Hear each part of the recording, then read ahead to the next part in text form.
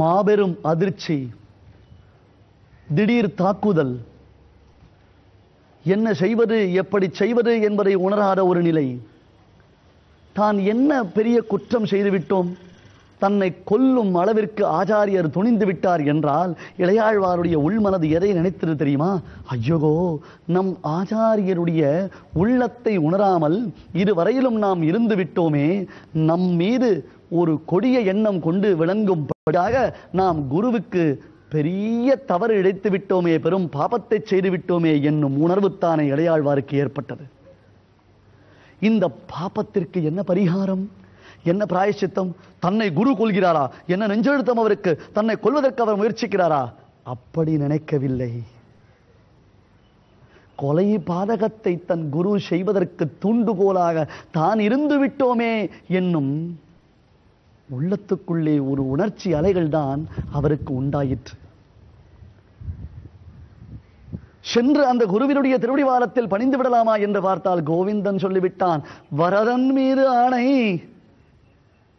அண்ணா நீ வராதே, வேண்டாம், நீ வர வேண்டாம் என்று சொல்லிவிட்டான். யாரும் அறியாமல் இளையாழ்வார் அந்த நதிக்கரையிலிருந்து அப்படியே சற்றே பின்வாங்கி விந்தியமலை காடுகளுக்குள்ளே புகுந்து விட்டார். சிறு பிள்ளை, வழி தெரியாது, எந்த திசையில் நாம் இருக்கிறோம், எப்படி போக வேண்டும் என்பது தெரியாது. அடர்ந்த காட்டுப்பகுதி, கொடிய மிருகங்கள் நிறைந்திருப்பது, பாதை முழுவதும் கல்லும் முள்ளுமாக நிறைந்திருக்கிறது. நன்கு நடந்து செல்வதற்கு தகுந்த பாதையாகவும் அது இல்லை. பழக்கப்பட்ட பாதை என்று சொல்வதற்கு அங்கே வாய்ப்பும் இல்லை. இளையாழ்வார் தவித்து போனார். ஆனால் உள்ளுக்குள்ளே ஒரு உறுதி இருந்தது இளையாழ்வாருக்கு. ஆள்கின்றான் ஆழியான் ஆறால் குறைவுடையோம், என் அப்பன் என் பிரபு என் சர்வேஸ்வரன் இருக்கிறானே, அவன் எனக்கு எது ஹிதமோ எது நன்மையோ அதை செய்வதற்கு வல்லமை பெற்றவனாக திகழும் பொழுது நான் எதற்காக வருந்த வேண்டும்? என்னை விட சிறு பிள்ளை அந்த துருவனுக்கு ஏற்படாத கஷ்டமா எனக்கு ஏற்பட்டு விட்டது. அடர்ந்த கானகத்தில் 6 மாத காலங்கள் துருவன் அன்ன ஆகாரம் இல்லாமல் தவம் செய்தானே, அதை விடவா எனக்கு ஒரு பெரிய துயரம் உண்டாகிவிட்டது? தகப்பன் கையாலேயே விஷமருந்தி நெருப்பில் தூக்கி போடப்பட்டு மலையிலிருந்து உருட்டிவிடப்பட்டு கல்லை கட்டி கடலில் இறக்கிவிடப்பட்டு இத்தனை துன்பங்களை அனுபவித்தானே பிரஹ்லாதாழ்வான் சிறு பிள்ளை, அவனை விடவா எனக்கு துன்பம்? என்ன பயம்? ஆனால் யாராவது இங்கே வழிப்போக்கர்கள் தென்பட்டார்களே, ஆனால் அந்த வழிப்போக்கர்களின் துணை கொண்டு தான் எப்படியாவது காஞ்சிபுரத்திற்கு போய்விட வேண்டும் என்பதாக இளையாழ்வார் சுற்றி அலைந்து கொண்டிருக்கிறார். நானாபுரமும் சுற்றி அலைகிறார். ஐயா, இந்த காட்டில் யாராவது இருக்கிறீர்களா? ஐயா,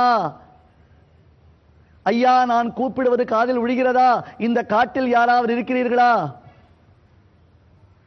ஐயா, வழிப்போக்கர்கள் யாராவது உண்டா? எனக்கு யாரும் பதில் சொல்லவில்லையே, பதில் சொல்லுங்களேன் என்று இளையாழ்வார் பேச பேச இவருடைய சப்தம் ஆங்காங்கு எதிரொலிக்கின்றது. எப்படி? வியாசர் சுகபிரம்மத்தை பார்த்து ஹே புத்ரா திஷ்ட சுகா சுகா சுகா என்னவுடன் அங்கே இருந்ததான மரங்கள் அனைத்தும் அந்த சப்தத்தை பிரதித்வனித்தனவோ எதிரொலி கேட்டனவோ அதுபோன்று தான் இங்கே இளையாழ்வார், ஐயா யாராவது இருக்கிறீர்களா? வழிப்போக்கர்கள் உண்டா? இது என்ன வழி? நான் காஞ்சிபுரம் செல்ல வேண்டுமே என்பதாக கேட்க இவருடைய சப்தம்தான் எதிரொலிக்கின்றது. யாரும் உதவிக்கு வரவில்லை. அடர்ந்த கானகத்தில் சுற்றி சுற்றி சுற்றி இளையாழ்வார் களைத்து போனார். ஆகாரம் இல்லை. சரி, சோர்ந்து போய் ஒரு அடர்ந்த மர நிழலில் அந்த மரத்தின் வேரில் தலை வைத்து சற்றே கண்ணயர்ந்து விட்டார் இளையாழ்வார். எவ்வளவு நேரம் உறங்கினாரோ தெரியாது. ஏறத்தாழ பொழுது சாயக்கூடிய அந்தி மாலை பொழுதே வந்துவிட்டது. திடீரென்று ஒரு உணர்வு உந்தித்தள்ள திடுக்கிட்டு இளையாழ்வார் கண் விழித்து பார்த்தார். அங்கே எதிரே ஒரு அரிய காட்சி. ஒரு வேடுவன், காட்டில் கொடுந்தொழில் புரியும் வேடுவன். அந்த வேடுவன் முரட்டு தோற்றம் கொண்டவனாயிருக்கிறான். கால்களில் கல்லிலும் முள்ளிலும் நடந்து செல்லும் பொழுது அந்த காலுக்கு எந்தவிதமான பாதகமும் நேரிடாமல் ஏதோ ஒரு தடித்த விலங்கினுடையதான தோலை நன்கு காலை சுற்றி கட்டி வைத்திருக்கிறான். இடுப்பில் வல்கலம் எனப்படக்கூடிய மரவுரி, அந்த மரவுரியின் மீது புல்லால் ஆன ஒரு கயறு, அதற்கு நடுவே பிச்சுவா கத்தி ஒன்று சொருகி வைக்கப்பட்டிருக்கிறது. அது தவிர சில கூர்மையான ஆயுதங்கள், விலங்குகளை வேட்டையாடுவதற்கு உபயோகமான ஆயுதங்கள். அது தவிர காட்டுக்கொடியினாலே அப்படியே கூந்தலை அள்ளி முடிந்திருக்கிறான். அதில் காட்டுக்கொடி ஒன்றை கட்டி காட்டுவாகை புஷ்பங்களை எல்லாம் சொருகி வைத்திருக்கிறான். ஆனால் அதிலும் ஒரு சோபை உண்டு. கொடுந்தொழில் புரிபவனாக இருந்தால் கூட அவன் கண்களில் ஒரு காந்தி, அந்த கண்களில் ஒரு கனிவு. இளையாழ்வாரையே உற்று பார்க்கும் பொழுது இளையாழ்வார் இந்த கண்களை எங்கோ நாம் பார்த்திருக்கிறோமே, இந்த பொன்னகையை நாம் எங்கோ பார்த்திருக்கிறோமே. யோசிப்பதற்கு அவருக்கு அவகாசம் இல்லை. ஒரு கையில் உறுதியாக வில்லை பிடித்திருக்கிறான். அந்த நான்கயிற்றை இழுத்து இழுத்து கைகளில் காய்த்திருக்கிறது. அப்படியே அவன் அந்த வில்லை ஊன்றியவனாக பார்க்க அவனுக்கு அருகில் எல்லா விதத்திலும் அவனுக்கு தகுந்தவளாக ஒரு பெண்மணி. அவளும் மரவுரித்தான் உடுத்திருக்கிறாள். குந்துமணி மாலைகளினால் ஆன மாலைகளை அணிந்திருக்கிறாள். காதுகளில் பந்தூக புஷ்பங்கள் தான்.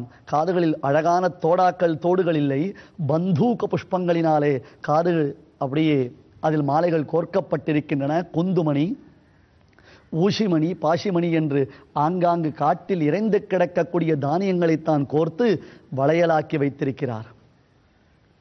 யானை தந்தங்களினால் ஆன வளையலை அணிந்திருக்கிறாள். அவள் இந்த வேடுவனை தன்னுடைய 2 கைகளினால் அப்படியே அணைந்து கொண்டு அவனுடைய தோள்களில் சாய்ந்து கொண்டு ஒய்யாரமாக அங்கே கீழே படுத்துறங்கக்கூடிய இளையாழ்வாரை குறுகுறுத்த பார்வையில் பார்த்து கொண்டிருக்க வாரி சுருட்டி கொண்டு இளையாழ்வார் எழுந்தார். எழுந்துவிட, நீங்கள் யார்? இந்த காட்டில் என்ன செய்கிறீர்கள்? தன்னந்தனியாக இந்த காட்டில் நீங்கள் தனியாக சஞ்சாரம் செய்கிறீர்களே, எங்கு வந்தீர்கள்? வழி தவறி விட்டீர்களா? என்ன ஆயிற்று என்று இவர் வேக வேகமாக கேள்வி கேட்க அந்த புருஷன் இடுப்பில் கை வைத்துக் கொண்டு ஆச்சரியமாக இளையாழ்வார் பேசுவதை கேட்டு, பிள்ளாய், யாரப்பா நீ? எங்கு வந்தாய்? எங்கள் இடத்தில் வந்து எங்களை கேள்வி கேட்கிறாயே, வழி தவறி விட்டதா? காட்டில் தன்னந்தனியாக என்ன செய்கிறீர்கள்? உங்களுக்கு பயமாக இல்லையா என்று நாங்கள் கேட்க வேண்டிய கேள்விகளை எல்லாம் நீ கேட்டுக்கொண்டிருக்கிறாயே பிள்ளாய். யாரப்பா நீ? உன்னை இங்கே எங்கும் நான் பார்த்தது இல்லையே. கொடிய மிருகங்கள், துஷ்ட மிருகங்கள், கொடிய விஷஜந்துக்கள் நடமாடக்கூடிய இந்த காட்டில் எந்த கவலையும் இல்லாமல் இங்கே மரத்தின் வேரில் தலை வைத்துக் கொண்டு உறங்கிக் கொண்டிருக்கிறாயே, இதோ அந்தி பொழுது வந்துவிட்டதே, என்னப்பா, என்ன செய்கிறாய்?